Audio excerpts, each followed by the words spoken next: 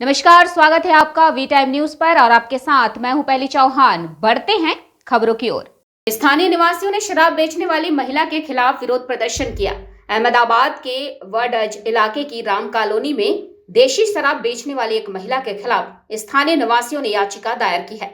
इस मामले के विवरण पर गौर करें तो अहमदाबाद के वडज इलाके की राम कॉलोनी में शंभूबेन डायाभाई के घर में रहने वाली आश कौर नाम की एक महिला देशी शराब का धंधा करती है और इस बुरी आदत का असर आसपास रहने वाले बच्चों पर गहरा पड़ता दिख रहा है, जिसके चलते स्थानीय निवासियों ने वडज पुलिस स्टेशन में इस मामले में एक याचिका दायर की थी और स्थानीय निवासियों ने पुलिस स्टेशन पहुंचकर वडज पुलिस निरीक्षक जोशी को इस संबंध में ज्ञापन दिया था। इससे पहले भी इस मामले में वडज में एक याचिका दायर की गई थी, जिसके अनुसार यह महिला शराब बेचती है और शराबियों की आवाजाही के कारण लोगों ने मदद की गुहार लगाई है और इसका असर निवासियों के बेटे बेटियों पर पड़ रहा है। इसलिए पुलिस ने इस अड्डे को बंद करवा दिया था। निवासियों के अनुसार स्टैंड बंद होने के बाद महिला ने भी फिनाइल पी लिया और निवासियों ने सोसाइटी पर झूठे मामले में फंसाने का आरोप लगाया है। वही जब महिला से फोन पर इस मामले में पूछा गया तो उसने इन आरोपों से इनकार किया। निवासियों ने इस संबंध में वडज पुलिस थाने में शिकायत की, जिस पर पुलिस थाने के निरीक्षक जोशी ने उचित कार्रवाई करने की बात कही। आइए सुनते हैं स्थानीय निवासियों ने इस संबंध में क्या कहा। સમૂહબેન ડાયાભાઈની ચાલીમાં રહું છું। બાજુમાં દારૂના ધંધા થાય છે। રાત દિવસ બધા દારૂ પીવા આવે છે અને ખોટા ખોટા આરોપ મૂકે છે અને દવા પીવાની ધમકી આપે છે અને બધાને ફસાવાની વાત કરે છે। એટલે કાલે અમારે વહુઓ છોકરાઓ છે, બરોબર, આ રીતે અમારી ચાલીની અંદર થાય છે। એટલે પોલીસ ચોકીની અંદર અમે અરજી આપેલી છે, હવે એની કાર્યવાહી કરે છે।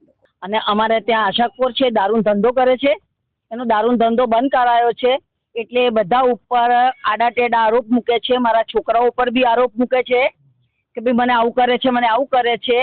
અને એ વચ્ચે બી એને ફ્રેન્ડ પીધી, હવે બી એ ધમકી આપે છે કે હું પીને મારા છોકરાઓને બી પીવડાઈ અને હું બી પીને મરીને બધાનું નામ આપી જઈશ આખી ચાલીને, એવી ધમકીઓ અમને આપે છે બધાને, દારૂ પી પીને।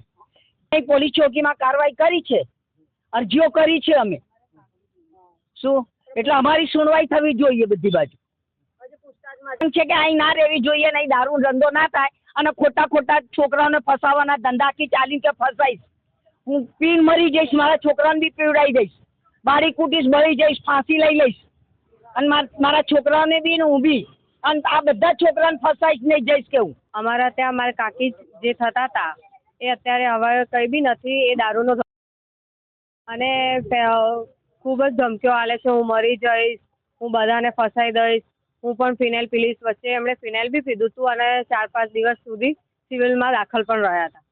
પણ હવે એવું કહે છે, મારા કાકા જે પડોશમાં છે એમને ધમકીઓ બી આપે છે, એમના ઉપર બી ખોટા ખોટા કેસ કર્યા છે કે મારી છોકરીને છેડતી કરે છે, મને મારવાની ધમકી આપે છે, એવું બધું ખોટું ખોટું બધાના વિશે લખાયું છે।